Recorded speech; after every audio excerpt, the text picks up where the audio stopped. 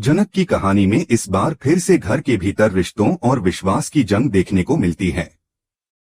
जब जनक अदिति के कमरे में सिर्फ पढ़ाई की मदद लेने के लिए जाती है तो काकी और अदिति दोनों उस पर ताने कसते हैं। काकी तंज कसते हुए कहती है कि कमरे में आने से पहले दरवाजा नॉक करना चाहिए था, लेकिन उसकी नजर में जनक जानबूझकर कमरे में आई थी और गलत उद्देश्य से वहां पहुंची थी। यह सब महज जनक को नीचा दिखाने का एक तरीका था, क्योंकि जनक का मकसद केवल पढ़ाई से जुड़ा था। अदिति भी लगातार कठोर शब्दों से उसे कोसती रहती है, लेकिन इसके बावजूद जनक अपनी संयमित छवि बनाए रखती है। जनक की मेडिकल की तैयारी का मुद्दा उठते ही काकी और अदिति के मन में उसे घर से निकालने की योजना पनपने लगती है। इसी बीच जेठू और ऋषि का जनक के समर्थन में आना पूरे घर में नई बहस को जन्म देता है। ऋषि अदिति को समझाने की कोशिश करता है कि जनक के मन में किसी भी तरह की गलत भावना नहीं है और वह किसी बुरी नीयत से कमरे में नहीं आई थी, लेकिन अदिति अपने आरोपों से पीछे हटने को तैयार नहीं होती। उनके रिश्ते में विश्वास की कमी साफ झलकने लगती है। कार में बैठकर दोनों अपने शादीशुदा जीवन और आने वाले कल के बारे में बातचीत करते हैं, मगर उनके बीच का तनाव खत्म नहीं होता। घर के बाकी सदस्य भी जनक पर आरोप लगाते रहते हैं, लेकिन वह हर कदम पर खुद को साबित करने और अपने आत्मसम्मान को बचाने की कोशिश करती है। पूरे परिवार में लगातार आरोप प्रत्यारोप का माहौल बना रहता है। अदिति और काकी की साजिशें जनक को परेशान करने के लिए जारी रहती हैं। जेठू और ऋषि बार बार जनक के पक्ष में खड़े होकर उसका समर्थन करते हैं, जिससे परिवार में विवाद और गहराता जाता है। ऋषि पर भी आरोप लगते हैं कि उसने जनक की खातिर अदिति को छोड़कर अस्पताल का रुख किया। अदिति ताना मारती है, लेकिन ऋषि सफाई देता है कि उसके मन में कोई गलत भाव नहीं है। फिर भी अदिति और ऋषि के रिश्ते में दरार और गहरी हो जाती है। इस बीच अनिल, जो हमेशा चालाकियों से अपने मकसद साधता आया है, इस बार भी सीधे वार करने के बजाय इमोशन ब्लैकमेल का सहारा लेता है।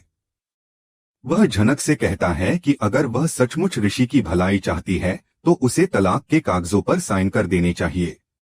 यह सुनकर जनक का दिल टूट जाता है, लेकिन मजबूरी के चलते वह कागजों पर साइन कर देती है। ऋषि को इस फैसले की भनक तक नहीं होती।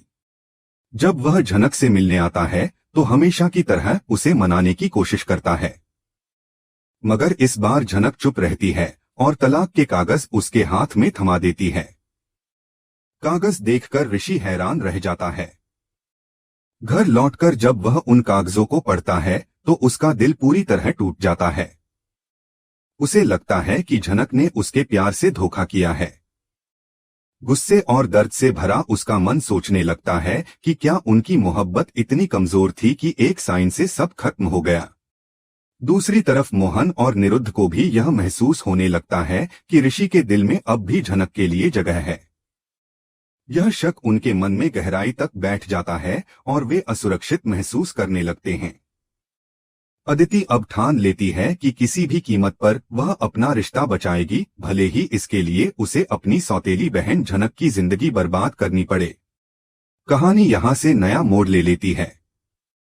किरदार अपने असली रूप में सामने आने लगते हैं और 20 साल पुरानी घटनाओं का खेल फिर से शुरू हो जाता है। बहन के बीच तनाव और प्रतिद्वंद्विता सामने आ जाती है। नूतन के पत्रों पर भी सवाल उठते हैं कि शायद उसमें झूठ लिखा गया होगा। जनक अब यह ठान लेती है कि वह अनिरुद्ध को कभी भी पिता का दर्जा नहीं देगी। उसकी नजर में अनिरुद्ध उस लायक है ही नहीं। जनक साफ शब्दों में कहती है कि पराशर ही उसके बाबा हैं। यह सुनकर अनिरुद्ध भी कहता है कि वह यही कह रहा है कि पराशर ही उसके बाबा हैं। अनिरुद्ध की बातें सुनकर पराशर का गुस्सा फूट पड़ता है। वह कहता है कि अनिरुद्ध जैसा घटिया इंसान उसने कभी नहीं देखा। उसे यह तक पता नहीं था कि नूतन ने आखिरकार क्यों अनिरुद्ध जैसे इंसान से प्यार किया, जिसने न तो सच सुनने की हिम्मत दिखाई और न ही सच को अपनाने की ताकत दिखाई। इस पूरे घटनाक्रम में जनक हर मोड़ पर अपनी हिम्मत और आत्मसम्मान का परिचय देती है। तमाम साजिशों और आरोपों के बावजूद वह हार नहीं मानती। काकी और अदिति चाहे कितनी भी कोशिश कर लें, मगर जेठू और ऋषि का समर्थन झनक की ढाल बनता है। लेकिन इसी समर्थन से परिवार में खटास और भी गहरी होती जाती है। अदिति और ऋषि के बीच रिश्तों का संकट, अनिल की चालाकियां, मोहन और निरुद्ध की असुरक्षा और झनक का अपने आत्मसम्मान की रक्षा करना, ये सब कहानी को और पेचीदा बना देते हैं। झनक की जिंदगी की जंग अब सिर्फ घर में अपनी जगह बनाए रखने की नहीं रह जाती, बल्कि यह उसके आत्मसम्मान, रिश्तों और भविष्य की सच्चाई की लड़ाई बन जाती है। तलाक के कागज, टूटे रिश्ते, साजिशें और अनकही सच्चाइयां, ये सब मिलकर कहानी को वहां पहुंचाते हैं जहां हर किरदार का असली चेहरा सामने आने लगता है। अनिरुद्ध पराशर से भिड़ता है, पराशर उसे नीचा दिखाता है और झनक यह ठान लेती है कि वह कभी भी उस इंसान को पिता नहीं मानेगी जिसने नूतन के साथ और उसके साथ न्याय नहीं किया। यही वह मोड़ है जहां कहानी की परतें खुलने लगती हैं और एक नई जंग की शुरुआत होती है। झनक और ऋषि की जिंदगी में लगातार उठापटक हो रही है। घर का माहौल बार बार बिगड़ता है और हर कोई अपने अपने हिसाब से झनक के फैसलों को गलत ठहराने में लगा रहता है। जब परिवार के बीच झगड़ा बढ़ता है, तभी मुखिया जी सामने आते हैं और कहते हैं कि झनक को अब उनके साथ घर चलना चाहिए। वह आश्वासन देते हैं कि वह उसका ख्याल रखेंगे और उसकी पढ़ाई की जिम्मेदारी भी उठाएंगे। मुखिया जी चाहते हैं कि झनक की मेडिकल की तैयारी गांव के बाहर सही माहौल में हो, जहां उसके पास सुविधाएं हों और वह नीट जैसी परीक्षा अच्छे से दे सके। ऋषि भी मुखिया जी की बात से सहमत होते हुए कहता है कि झनक के लिए यह सही रहेगा। लेकिन झनक तुरंत बोलती है कि वह अब और किसी की जिम्मेदारी नहीं बनना चाहती, उसके ऊपर वैसे ही बहुत बोझ डाला जा चुका है। ऋषि इस बात पर जोर देता है कि झनक की पढ़ाई जरूरी है और गांव में रहकर वह यह सब नहीं कर पाएगी। यह सुनते ही अदिति गुस्से से भर जाती है और कहती है कि ऋषि क्यों बार बार झनक के मामलों में दखल दे रहा है। पराशर भी मुखिया जी पर नाराज हो जाते हैं और कहते हैं कि पहले तो उन्होंने झनक को बहू का दर्जा देने की बात कही, फिर अचानक शादी से इनकार कर दिया और अब वही अनिरुद्ध बाबू चाले चलते हैं। वह कहते हैं कि यह शादी अवैध है, इसका कोई मतलब नहीं है। मुखिया जी सफाई देते हैं कि वह पराशर का दुख समझ सकते हैं और इसके लिए माफी भी मांगते हैं, लेकिन स्थिति की मजबूरी को भी बतलाते हैं। अदिति और ऋषि की शादी पहले से तय थी, गांव वालों के दबाव में हालात बिगड़ गए। अब अगर दोनों अलग हो गए हैं तो यह उनकी अपनी मर्जी से हुआ है। झनक इस पूरे माहौल में चुप नहीं रहती और खुलकर कहती है कि वह कभी भी इस शादी से खुश नहीं थी। वह साफ शब्दों में बोलती है कि न तो वह खुश थी और न ही ऋषि खुश थे। ऐसे रिश्ते का क्या फायदा जो जबरदस्ती थोप दिया गया हो। शादी तो तभी मायने रखती है जब वह दोनों की मर्जी से हो। जबरदस्ती की शादी जिंदगी भर खुशी नहीं दे सकती। यही वजह है कि उसने तलाक के कागजों पर साइन किए और ऋषि को इस रिश्ते से आजाद कर दिया। ऋषि तुरंत कहता है कि उसे पता है कि वे कागज झनक तक किसने पहुंचाए। झनक हैरान होकर पूछती है कि इसका क्या मतलब है। ऋषि कहता है कि यह जानना जरूरी है कि वह कागज किसने दिए थे और क्यों दिए थे। तभी अनिरुद्ध सामने आता है और मान लेता है कि वे कागज उसी ने दिए थे। अनिरुद्ध कहता है कि चूंकि दोनों इस रिश्ते को खत्म करने की कोशिश कर रहे थे लेकिन कर नहीं पा रहे थे, इसलिए उसने यह काम आसान कर दिया। उसने सोचा कि अगर झनक को आजादी चाहिए तो क्यों न यह कदम उठाया जाए। उसकी यह बात सुनकर माहौल और भी गर्म हो जाता है। मुखिया जी यहाँ फिर से बोलते हैं कि वह झनक की पढ़ाई की जिम्मेदारी पूरी तरह उठाएंगे। वह कहते हैं कि झनक उनके घर में अच्छे से रहकर पढ़ाई कर सकती है, नीट की परीक्षा दे सकती है और उसके बाद चाहे हॉस्टल जाए या कहीं और उसकी मर्जी होगी। गांव में वह अपनी तैयारी पूरी नहीं कर पाएगी, इसलिए उसे उनके साथ चलना चाहिए।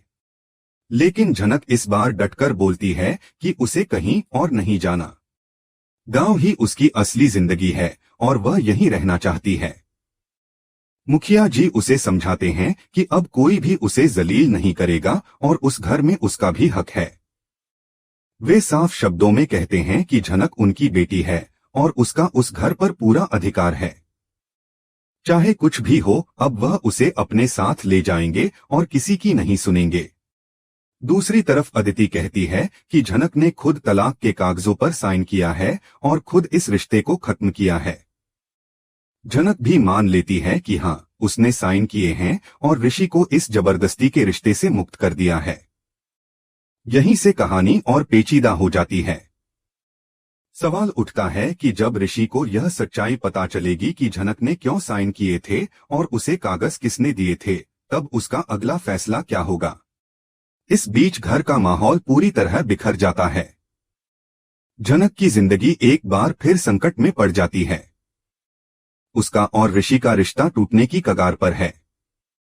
परिवार के लोग उसकी हालत और मजबूरी को समझने में नाकाम रहते हैं और झनक खुद भी अपने भविष्य को लेकर निराश हो जाती है। ऋषि और अदिति के बीच का तनाव इस दौर में चरम पर पहुंच जाता है। अदिति नाराज होकर सवाल करती है कि शादी करके भी ऋषि क्यों बार बार झनक के पास जाता है। ऋषि बिना घुमाए फिराए कह देता है कि उसने अदिति से शादी अपनी मर्जी से नहीं की थी और उसका दिल अब भी झनक के साथ ही है। यह सुनकर अदिति चौंक जाती है और दोनों के बीच बड़ा झगड़ा हो जाता है। झनक का नाम आते ही परिवार का माहौल और गर्म हो उठता है। झनक इस बीच खुद को रिश्तों की इन उलझनों से दूर करने की कोशिश करती है। वह महसूस करती है कि अब इन लड़ाइयों में उसका कोई स्थान नहीं बचा और उसकी अपनी राह अलग होनी चाहिए। शो में यह बड़ा ट्विस्ट आता है जब झनक हार मानने के बजाय अपनी जिंदगी का नया सफर शुरू करने का फैसला लेती है। मेकर्स ने झनक का नया रूप दिखाया है। वह पहले जैसी मजबूर और दुखी नहीं, बल्कि मजबूत, आत्मनिर्भर और अपने फैसले खुद लेने वाली लड़की बन जाती है।